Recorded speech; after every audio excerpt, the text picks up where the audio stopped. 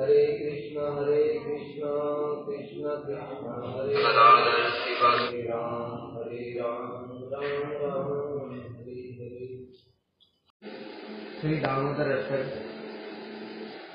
कल हम लोगों ने तृतीय श्लोक को श्रवण किया था।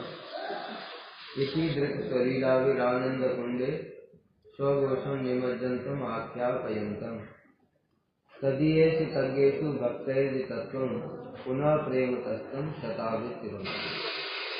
श्री दामोदर अष्टक में बताया था कि जो भगवान के भक्त हैं, जिनका भगवान के प्रति ऐश्वर्य भाव है, ऐसे भक्तों को यह बताने के लिए कि इस प्रकार के ऐश्वर्य ज्ञान युक्त भक्ति से मैं कभी भी वशीभूत नहीं हो सकता। इसी बात को बताने के लिए भगवान क्या कर रहे हैं? इति दृक् स्वलीलावेर आनंद कुंडे, इस प्रकार की अनेक लीलाओं के द्वारा स्वघोषम, अपने जो घोष अर्थात जो ब्रज है उसको निमज्जन्तम, आनंद कुंडे, आनंद के कुंड में बार बार डुबो रहे, निमज्जित कर रहे हैं। उसमें किस प्रकार की लीलाएं थी कल हम लोगों ने श्रवण किया था। इति दृक् में बताया था कितनी सारी लीलाएं बताई थी। उसमें हमारा चल रहा था फल विक्रयणी की कथा। तो फल विक्रयणी जब कृष्ण ने उनसे मूल्य मांगा, कृष्ण से उसने मूल्य मांगा तो कृष्ण तो 2-4 दाने ला करके उसकी टोकरी में डाल दिए और बताया था साधक को किस प्रकार से अपने लक्ष्य की ओर बिल्कुल निश्चित रहना चाहिए, दृढ़ रहना चाहिए। जैसे फल विक्रयणी, वो क्या चाहती है कि कृष्ण उसकी गोद में बैठ करके एक बार मैया बोल दें, ये उसके भीतर में भाव है। अब कृष्ण कई बार बातें घुमा रहे हैं कि उसने बोला कि तुमने ये 2-4 दाने ला करके दे दिए, इतने सारे फलों का इतना कोई मूल्य होता है क्या?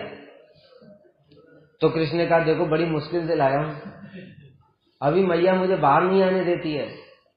एक बार ले आया, अगर दोबारा गया तो मैया बुला ही लेगी भीतर ही, फिर मैं आ ही नहीं पाऊंगा। तू फिर कभी आना, मैं तुझे बाद में दे दूंगा। तो फल विक्रयणी क्या बोली? है तुम्हारी बात का क्या भरोसा, तुमको याद रहेगा कि नहीं रहेगा, इस बात की कोई गारंटी है क्या? इसलिए मुझे तो मूल्य अभी चाहिए। तो कृष्ण ने इस प्रकार से अनेक बातें बनाई, किंतु फल विक्रयणी मानने वाली नहीं।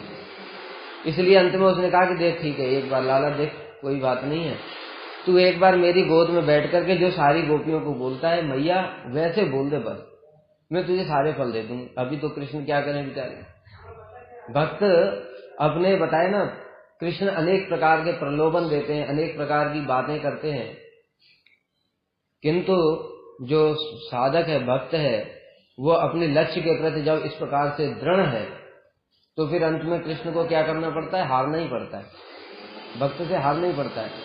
इसलिए भक्त की इच्छा पूर्ण करनी पड़ी उनको। इसलिए झट से देखा इधर उधर चारों ओर, कोई नहीं देख रहा है, चुपचाप एक बार झट से बैठे और मैया कह करके फिर से उठ गए। बस उसके मन की इच्छा तो पूरी हो गई, उसने सारे फल दे दिए। तब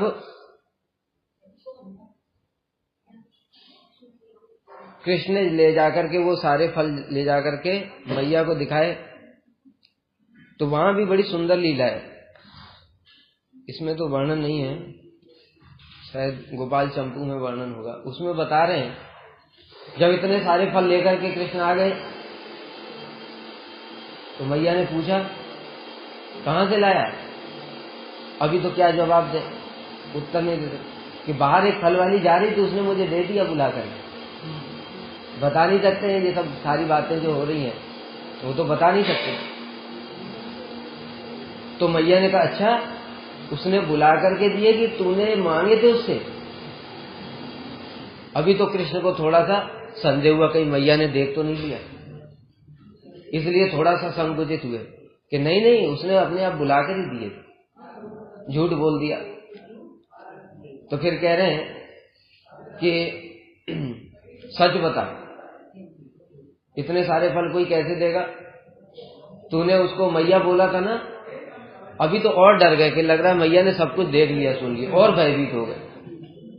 तो इस प्रकार से देखो, यही बताया ना था, इति दृग स्वलीला विद आनंद कुंडे, कैसी कैसी लीलाएं हैं। जैसे छोटा बच्चा बिल्कुल वैसे ही हाव भाव है। थोड़ा सा जब छोटा बच्चा झूठ बोलता है और उसका झूठ पकड़ा जाता है तो कैसे भयभीत हो जाता है, उसी प्रकार से कृष्ण भयभीत हो गए। तो कृष्ण उसी प्रकार से भयभीत हो गए और भयभीत होकर के सोच रहे हैं कहीं अभी फिर से पिटाई न लग जाए। तो मैया ने किंतु क्या किया कि कह रहे, अरे कोई बात नहीं लाला, तुझे तो ब्रज की सारी गोपियां प्रेम करती हैं, तूने मैया बोल भी दिया तो क्या हो गया। तो थोड़ा कृष्ण के हृदय में थोड़ा सांत्वना मिली कि हाँ चलो ठीक है, आज मार नहीं लगेगी। तो इस प्रकार से कृष्ण भयभीत है। बताया था जिनके भय से काल भी भयभीत होता है। मत भयात बात बातोयम सूर्य तपत मत भयात वर्षत इंद्रो दहत अग्नि काल चरत मत भयात। भगवान के भय से वायु चलते हैं, भगवान के भय से सूर्य तपते हैं, ताप प्रदान करते हैं। भगवान के भय से ही क्या होता है, वर्षत इंद्रो, इंद्र वर्षा करते हैं। दहत अग्नि, जो अग्नि में जो ताप है वो भगवान के भय से है। और काल, यहाँ तक कि जो सबके ऊपर जो चीज है वो काल है, वो काल भी भगवान के भय से भयभीत होकर के चल रहा है। और वो क्या है, थोड़ी थोड़ी सी बात में बताया, ये कितनी छोटी सी बात है कि फल ले आए, कैसे ले आए, दूसरे से मांगा क्यों। माँ बाप बच्चे को डांटते हैं ना कि तुमने दूसरे से मांगा क्यों जाकर। तो वही डर गए कि कहीं मैया ने देख तो नहीं लिया मांगते हुए, इसलिए डर गए, भयभीत हो गए। बता रहे हैं ब्रज में जो और भी है, जब जी कृष्ण कुछ भी करते थे तो मैया क्या कहती, देखो हाउ बिलाऊ आ जाएगा। जो नंदगांव गए थे ना, वहां पर एक दो पत्थर है हाउ बिलाऊ। ये हाउ बिलाऊ क्या है हमको भी पता नहीं। हमारे गांव में भी, हम भी जब छोटे थे ना, तो हमारी जो माता पिता हैं, हमारे क्या सभी जितने भी छोटे बच्चे थे, जब भी कुछ ऐसा काम कर देते तो बचपन से ही सुनते आ रहे हैं, हुआ आ जाएगा, हुआ आ जाएगा। हम सोचते थे हुआ क्या है, बड़े होगा तो पता नहीं हुआ क्या है। तब तो ये हाउ बिलाऊ पता नहीं था। तो बचपन से हमने देखा कि यहाँ पर जितने भी बच्चे, और कितने लंबे समय से वो प्रथा चली आ रही है, कृष्ण के समय से, उससे ही पहले से होगी हाउ बिलाऊ। कृष्ण की मैया भी उनको इसी हाउ बिलाऊ से ही भयभीत कराती थी। और वो है क्या, वो तो पत्थर है, बड़ा अजीब सी आकृति बस। तो इस प्रकार से सोचो कि जो छोटा बच्चा जैसे डरता है हुआ आ जाएगा, वैसे ही कृष्ण भी भयभीत हो जाते हैं। उनको डराने के लिए मैया बस हाउ बिलाऊ का नाम दे दिया, बस डर गए। इस प्रकार से भगवान लीलाएं कर रहे हैं, वही बताया, इसी दृश्य लीलाविद आनंद कुंड। अब इधर तो फिर मैया ने क्या किया, वो सारे फल लेकर के सारे बच्चों में बांट दिए। इधर जो फल विक्रयणी थी वो कृष्ण के बारे में रूप, उनकी बोली, उनका वही सब अब स्मरण कर रही है और उसमें पूरा उसका मन आविष्ट हो गया। तो बता रहे कि किस प्रकार से एक प्रेमी भक्त की स्थिति होती है जब भगवान के रूप इत्यादि के दर्शन होते हैं। अब वो वहीं पर बैठी है और कृष्ण का स्मरण कर रही है और आंखों से, नेत्रों से निरंतर अश्रु प्रवाहित हो रहे प्रेम में। ये प्रेमी भक्त का लक्षण है। बता रहे जैसे भागवत में बताया, एवं व्रता स्वप्रिय नाम कीर्त्यो जातानुरागो द्रुत चित्त उच्चैः हसति अथो रोदिति रौति गायत उन्मादवत् नृत्यति लोकपाय।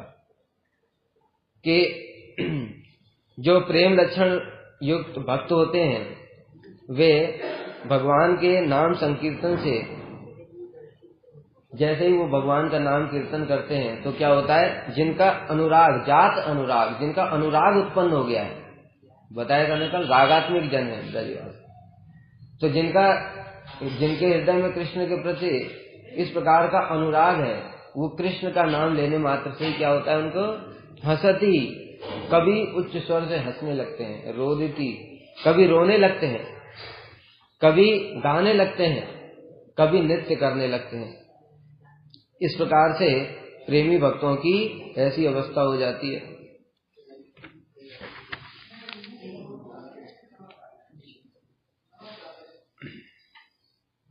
इस प्रकार से श्रील गुरुदेव यहाँ पर लिख रहे हैं कि देखो, भगवान सर्वशक्तिमान, सर्वेश्वर, अनादि,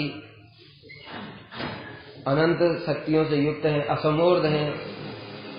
ये सब जो भाव हैं भगवान के भक्तों के, उनके प्रति, जैसे ध्रुव में है, प्रहलाद में है, नारद जी हैं, उद्धव हैं, इन सब भक्तों में कैसे भाव है? भगवान सर्वशक्तिमान है, अनंत कोटि ब्रह्मांडों के स्वामी हैं। तो कह रहे हैं इस प्रकार के भावों के द्वारा, इस प्रकार की भक्ति के द्वारा भगवान कभी भी वशीभूत नहीं हो सकते। भक्तैः वितत्वम्, कैसी भक्ति के द्वारा वो जीते जाएंगे? इस प्रकार की भक्ति के। कौन सी? जो ब्रज में ब्रजवासियों की देखी जा रही है, जैसे सुबल, सखा, मधुमंगल इत्यादि उनके सखागण हैं, मैया यशोदा, नंद बाबा इत्यादि जो वात्सल्य रस के भक्त हैं, उस प्रकार की भक्ति। और इसके ऊपर भी ब्रज गोपियों की भक्ति, और उसमें भी श्रीमती राधा रानी की भक्ति। किस प्रकार से वशीभूत करते हैं, जो अभी हम लोग कृपा कटाक्ष प्रातः काल में कीर्तन करते हैं, उसमें है ना, अनंग रंग मंगला प्रसंग बंगुर ब्रह्माम सभी ब्रह्मम सम ब्रह्मम दृगंत बाण पातने निरंतरम वशीकृत प्रतीति नंद नंदने कदा करिष्य सीमाम कृपा कटाक्ष। कि राधा जी ने किस प्रकार से कृष्ण को वशीभूत कर रखा है, बड़ा सुंदर उदाहरण देते हुए श्रील गुरुदेव यहाँ पर बता रहे हैं। देखो, कभी कभी कृष्ण का जब ऐसे जन्म नक्षत्र होता है तो उनको पूजा इत्यादि के लिए रोक लेती हैं भैया, लेकिन फिर भी कृष्ण मानते नहीं है। फिर भी वो उसको छोड़ करके भी, जन्म उत्सव को छोड़कर भी वन में जाने के लिए व्याकुल है। तो गुरुदेव कहते हैं तो किस लिए व्याकुल है? क्या सुबल सखा के लिए, मधुमंगल के लिए इत्यादि, इनके साथ जो लीलाएं कर रहे हैं उनके लिए व्याकुल है, या फिर वन के लिए व्याकुल है, वन में घूमने के लिए? कहते नहीं, ये कारण नहीं है। मुख्य कारण क्या है? उनके साथ में जो मध्याह्न इत्यादि राधा कुंड में, सूर्य कुंड में, कुसुम सरोवर में जो गोपियों के साथ मधुर मधुर लीलाएं करते हैं, उनके लिए वो व्याकुल रहते हैं। इसीलिए बता, निरंतरम वशीकृत प्रतीति नंद, निरंतर सब समय कृष्ण को वशीभूत करने वाली ऐसी श्रीमती राधा जी कब हमको अपनी कृपा प्रदान करें। इसमें एक श्रील प्रबोधानंद सरस्वती पाद ने भी एक राधा रस सुधा निधि में एक श्लोक बताया। क्या है? यस्या कटाक्ष सर्गात विमूर्छितस्य वेणुकरान्यपत्त स्खलितम शिखंडम भ्रष्टम च पीत वत्सनो ब्रजराज सुनो।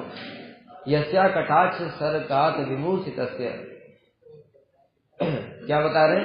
वेणुकरान्यपतितम स्खलितम शिखंड, कटाक्ष, जिनके केवल कटाक्ष मात्र से किस प्रकार से राधा जी के वशीभूत है, उनके प्रेम के केवल कटाक्ष राधा जी ने कर दिया, तो वह उनको देखने के साथ ही साथ वेणुकरान्यपतितम, हाथ से वेणु गिर गई, स्खलितम शिखंडम, जो ऊपर मोर पंख लगा रखा था वो भी गिर पड़ा, भ्रष्टम च पीत वत्सनो ब्रजराज सुनो, और जो पीताम्बर धारण कर रखा था वो भी कहाँ गिरा कृष्ण को पता ही नहीं, कब गिर पड़ा शरीर से पता ही नहीं चल रहा।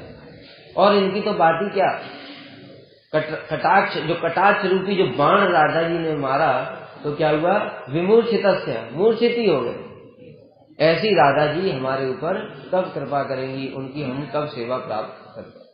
तो इस प्रकार की जो हमने कल बताया था, इसी दृश्य स्वलीला, इस प्रकार की जब लीलाओं को हम लोग प्रणयी भक्तों के मुख से श्रवण करेंगे, रसिक भक्तों के मुख से श्रवण करेंगे, तो हमारे हृदय में क्या होगा?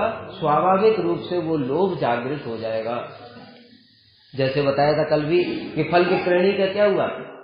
रोज रोज सुनती थी, रोज रोज सुनती थी, तो सुनते सुनते क्या हुआ? उसके मन में भी अभिलाषा हुई कि मैं भी कभी कृष्ण के दर्शन कर पाऊं। तो यही कह रहे हैं यहाँ पर कि इस प्रकार की लीलाएं भगवान मधुर मधुर लीलाएं करते हैं।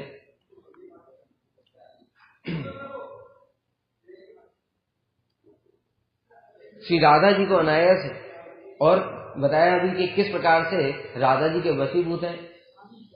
कभी कृष्ण अन्य सखियों के पास में चले जाते हैं तो ये तो हो गया हेतुक मान, यानी कोई हेतु है, कारण है, मान करने का कोई कारण बनता है, इसलिए मान किया।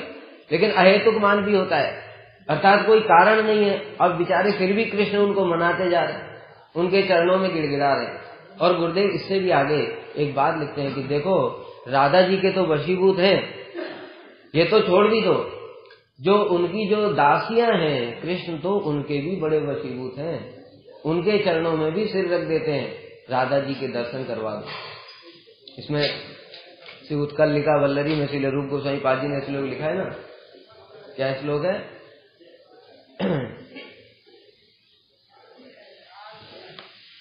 विषंतम स्त्रीवेशम सुबल स्वेदम।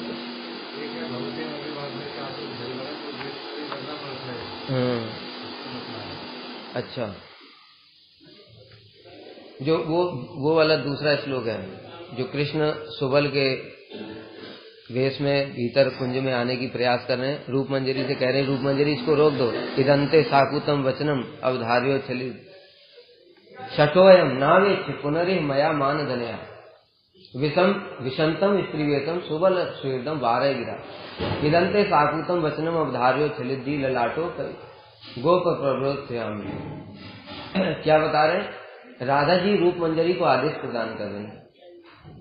किस प्रकार से देखो, कृष्ण राधा जी नहीं, जो उनकी अन्य अन्य जो सेविकाएं हैं, उनकी जो दासियां हैं, मंजरियां हैं, उनके चरणों में किस प्रकार से गिड़गिड़ाते। छठवें ये छठ आ रहा है, राधा जी ने मान किया हुआ है, कह रहे ये छठ आ रहा है। नावेच्छ पुनरे मया मान, मैं इसको देखना नहीं चाहती। क्यों? मया मान धनया, मान ही मेरा धन है, मैंने मान किया हुआ है, आज मैं इसको देखूंगी नहीं बिल्कुल। और देखो बड़ा चतुर है ये, क्या?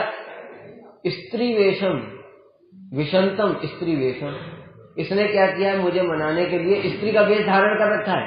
सुबल सुहृदम, ये जो सुबल का सखा है ना ये कृष्ण, इसने क्या किया है? स्त्री का वेश बना रखा है और उसमें क्या है?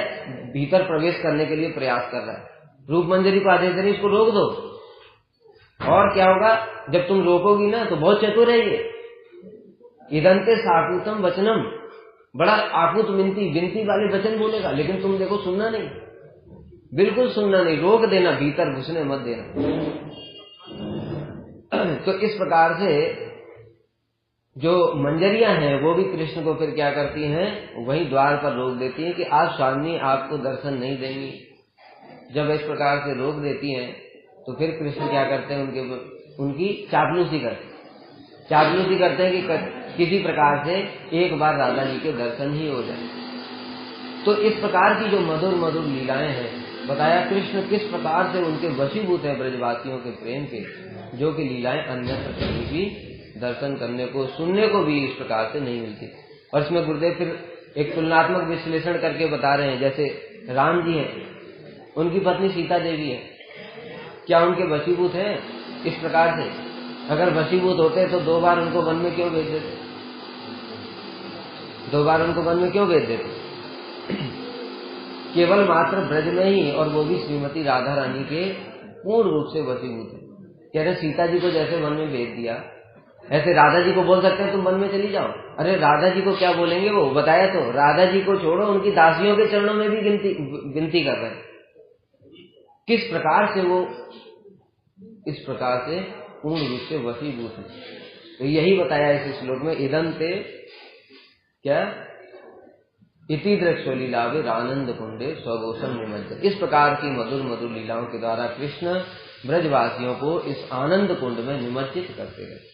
हम लोग प्रभु जी से श्रवण करेंगे। वांछा कल्पतरुभ्यश्च कृपा सिंधुभ्यैव पतितानां पावनेभ्यो वैष्णवेभ्यो नमो नमः।